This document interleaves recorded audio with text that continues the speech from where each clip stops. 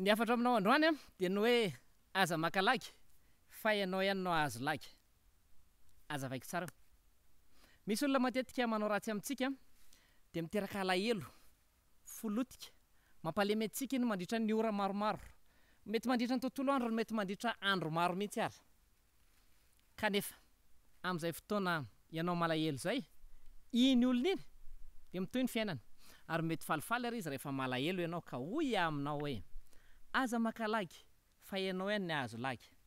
Raha hainao dia izao no manasaraka hoe iza le nanao ratsy ahy, inona le ratsy nataony, ary aiza no fepetra ho raisiko.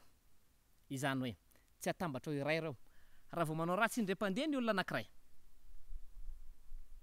ka miantraika aminao le ratsy ka tonga ianao dia hoentiny amin'iny, dia amin'izay ianao mety ho toy ny saribakoly na toy ny marionety, ka misy maka lagy ato ianao dia voasitony ato, misy maka lagy ato ianao dia voasitony ato, dia eo ianao ny raisina. Aza maka lagy fa ianao ihany ny azo lagy.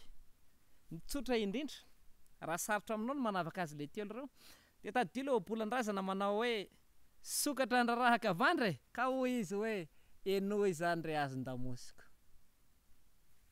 Aza maka lagy sao ianao ihany ny azo lagy.